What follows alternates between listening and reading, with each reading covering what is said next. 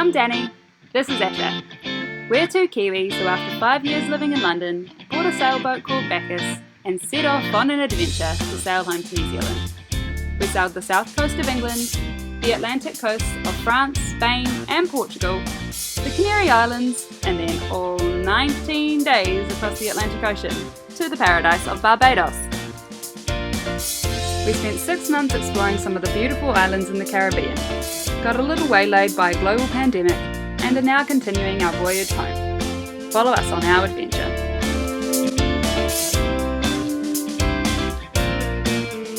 Previously on Homeland. Whoops, sorry, no, wrong TV show. This is Sailing Back as Home. Where are we? That looks a lot like Toau. Yeah, magnificent spot. Right, let's see what's happening. We've arrived and we're straight into some delicious salads. We managed to get some bok choy on the island in Whakarava, which is almost impossible. They just don't really have vegetables there. There's no green leafy things, so to have a plate of green leaves is really exciting. So awesome. We got some just before we left from some locals. But And fresh baguette. yeah, otherwise they just have coconuts really, don't they? And fish. Yeah, potatoes, yams. Everything else they have to get shipped in on the supply ship. So once a week you can get some fresh stuff and then it all pretty much goes. But yummy salad.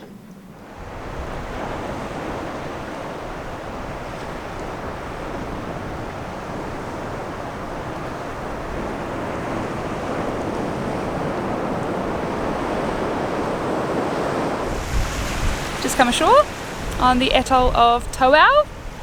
Very, very pretty. Met a couple of members of the local family and they're super friendly, and we're just going for a little walk around the coral reef of this motu in particular, and we'll go for a bit of a snorkel later on. Really, really pretty. There's Ashley out there.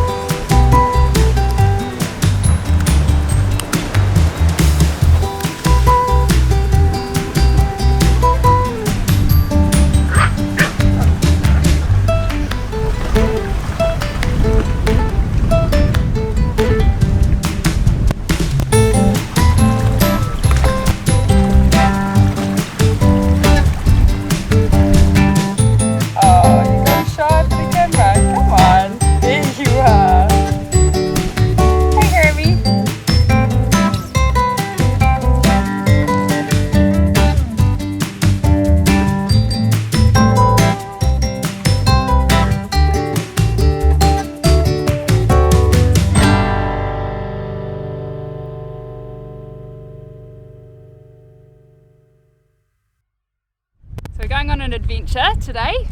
We've packed the dinghy with our snorkeling gear and our books and a picnic and the machete to get some coconuts, and we're going to go and visit one of the little motus near the anchorage, and have a picnic and do some snorkeling and see what there is to see over there. It's too windy here at the moment, so we're going to go find a lee on the other side of that little motu. Leave Bacchus in the wind for the day. So we've just got to dodge Pi Waka Waka through all of the bommies as usual, and then we'll land her on the beach and go for an explore.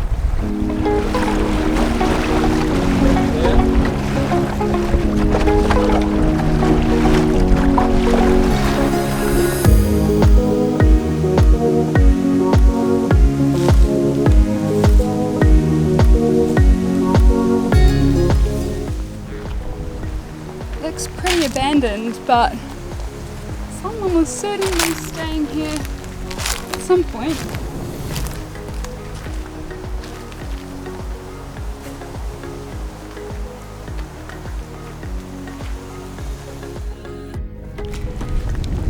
We've split up.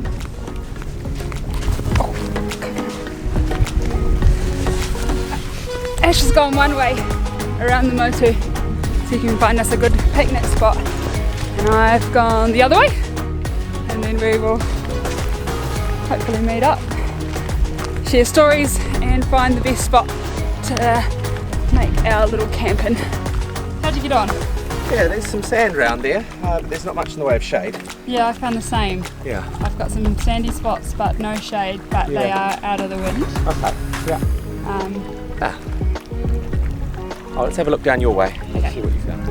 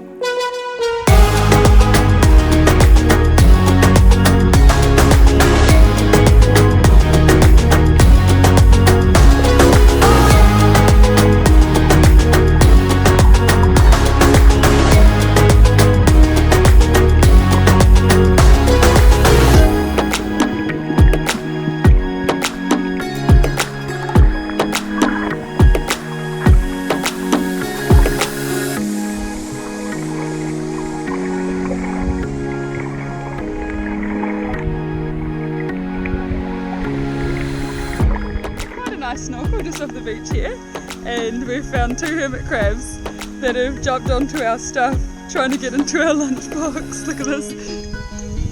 Hey guys, you want some carbonara? So after they couldn't get into our lunchbox, we've goodness. No, it got me. This is a feisty little one. I'm gonna feed you. We've set up a coconut buffet over here, so they can all have some cocoa. Some of them really like it, others not so impressed. Coconut.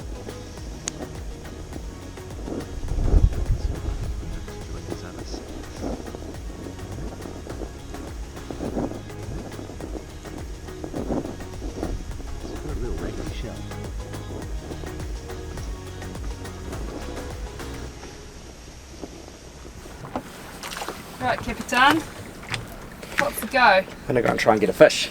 Haven't done much spearfishing around here, and we've heard that the local sharks can be a bit opportunistic when it comes to shooting fish. They see it as a free dinner, so there's some quite nice looking fish called pierogi underneath Bacchus, and I'm going to go and try and get one of them with a gun, and we'll see whether I can get it onto the boat quicker than a little shark arrives to eat it. So that's my little challenge today. Yeah, so underneath the boat is like an aquarium. There are so many fish under there, but there are a couple of sharks as well. So Ash is going to have to be pretty quick getting the fish in, or we have to give it away. So we'll see how he goes.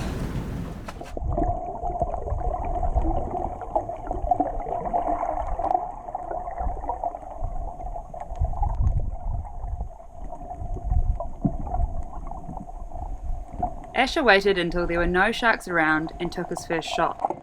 He missed, but the shark suddenly recognised the sound of the gun, and it was a matter of a few seconds before the first shark arrived. It wasn't long before the rest of the gang also arrived, looking for the victim, which proved to us that this was not a sensible place to be spearfishing.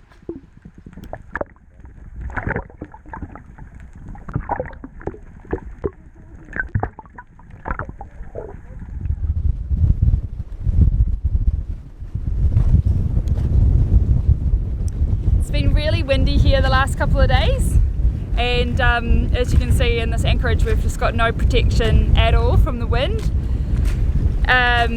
yeah, sorry, it's a little bit unmotivating to go and do stuff when it's so windy. So we were going to leave today and head to Apataki, but the local couple who live on the motu here, they have invited us to come and join their church service with them. And there is only 2 people who live on 2 different houses that live on the motu. Just a couple and I think a single guy, so it's going to be a pretty small and interesting service. So we've said that we'll go along and check it out. So neither Asher or I are particularly religious, but it might be just quite a nice morning to spend with the locals. How do I look? All scrubbed up? You look like you can go to church, I think. Good. Excellent. My probably one pair of clean trousers that I still have on back because it doesn't have engine oil or fish blood on them. And they'll soon be saturated. And they're going to get soaked in the dinghy. On the way in on the dinghy. It's going to get really splashy. Yeah, I'm looking forward to this little church service. Like Danny just said, we're not particularly religious, but it's too kind of an invitation to turn down, really. Valentine and Gaston, who live here on the atoll, are just the friendliest and kindest and most helpful people. So it'll be really nice to go with them to their wee church that they've got on the island and yeah, see what they do on a Sunday.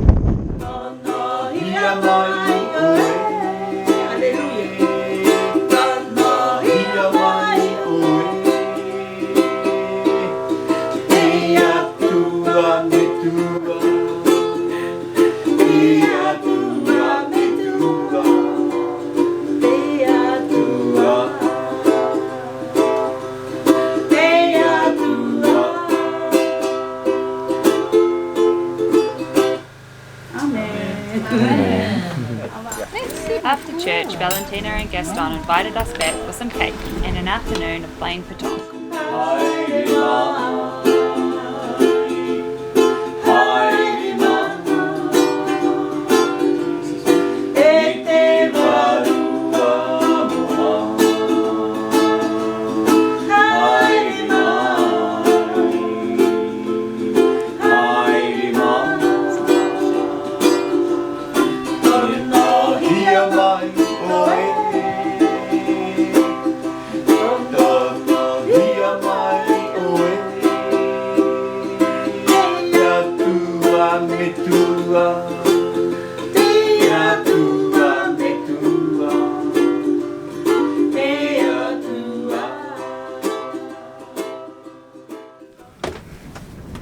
It is time for us to leave Toau. We've had a really nice time here, but we're going to head north to the next atoll, which is called Apataki.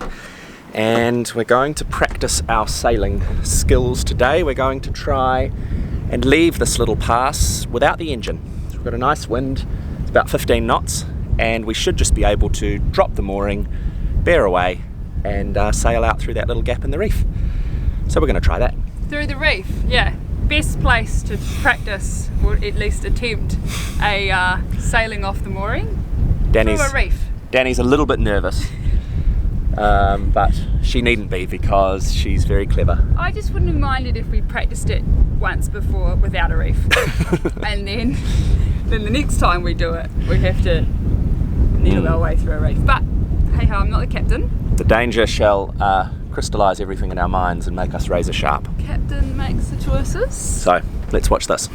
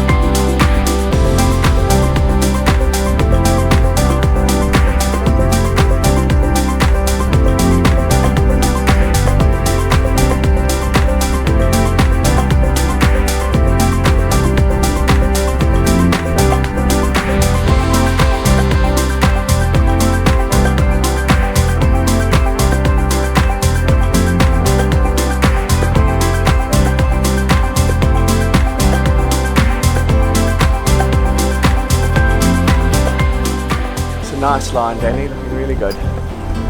Okay, so maybe come up just a smidge to the right. Okay. Just a little bit there, yeah, that's it.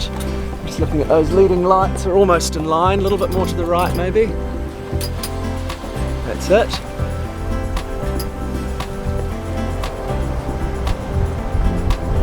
Okay.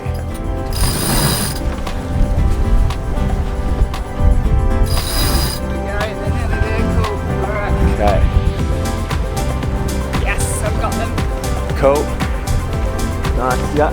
Just over the line now, that's it. So this is where we might have a jibe if we're... Alright, we're on 280. Cool, hold that. Right behind us. Lovely. Sneaking out between these reefs.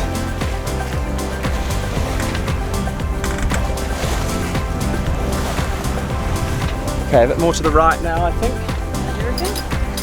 Not according to my leading lights, but... Okay. Okay, no, let's follow the leaders then.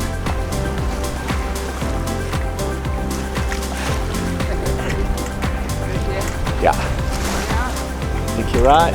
It's low tide, so what we see is should be what we get. The worst of it. That's right. No, it's good. Low tide's good. You can see more. I'd rather be able to see it than have it just hiding just under the surface. Nice work, helmsman. Woohoo! Good stuff. Yeah. Out through a reef pass under sail, just like they used to do it.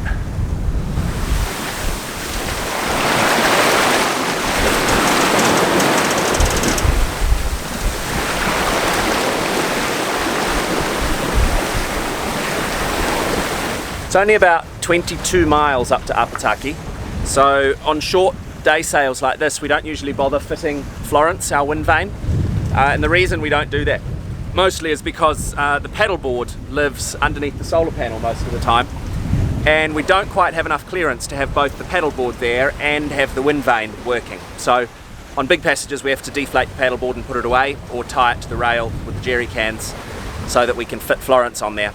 But for a short sail like this, we'll just hand steer, or if we get bored of that we can just use the hydraulic autopilot. It's also quite fun, hand steering.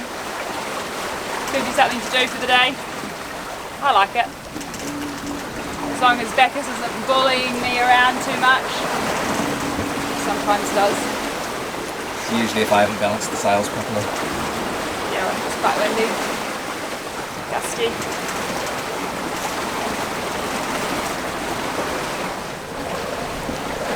How are you feeling about this next pass? Yeah, all right. A little bit of trepidation, but I think we'll be fine. Conditions are pretty nice today. We've got about 15 knots of wind. Sea's pretty flat.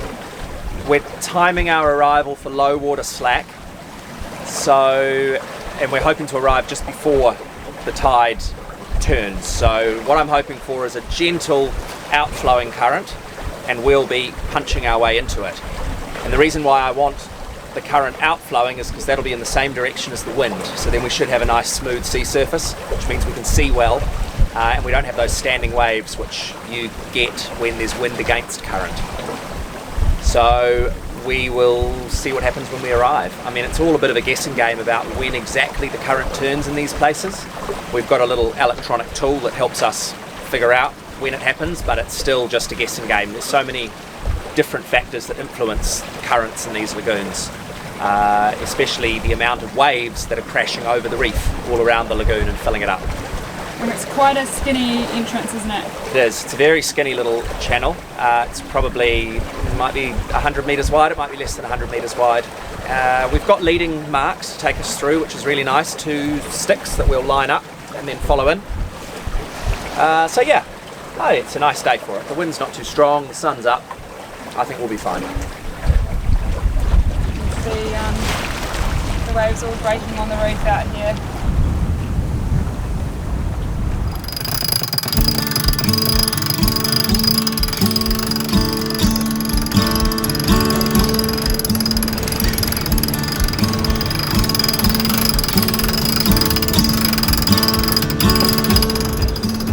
Just approaching our pass entrance now.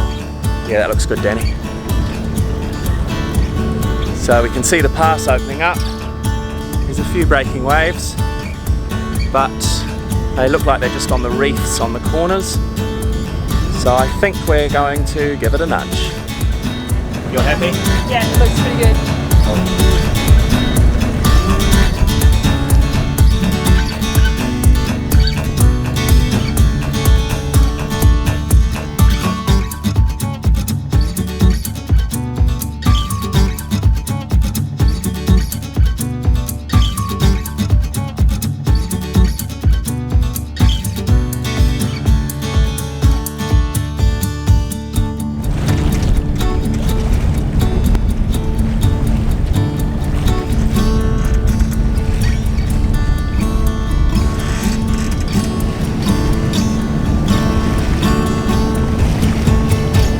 Just loving the leading lights, lining them right up.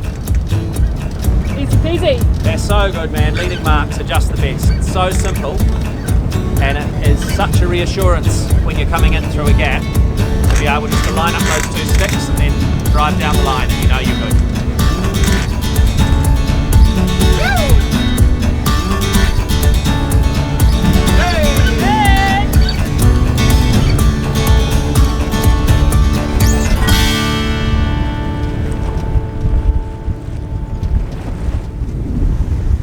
Us through the pass, nice and easy, little pussycat.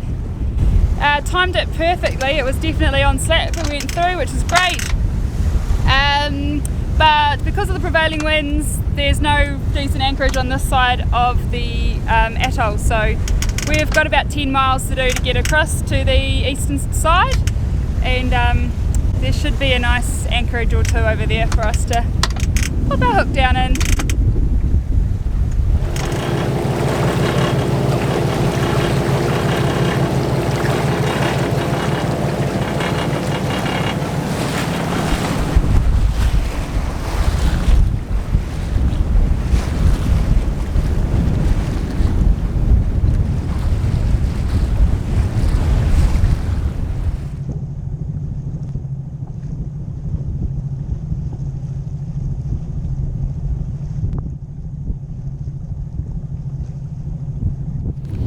And the anchor is down, the sun is still up,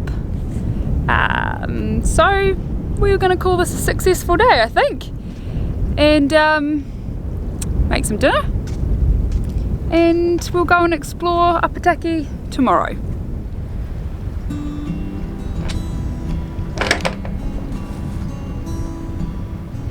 Join us on our next episode as we move from the quiet, remote anchorages on Apataki to the hustle and bustle of a marina in downtown Papeete, Tahiti. If you're keen to support us, click on the floaty box in the corner or check out the description. Nice, eh? Good spot.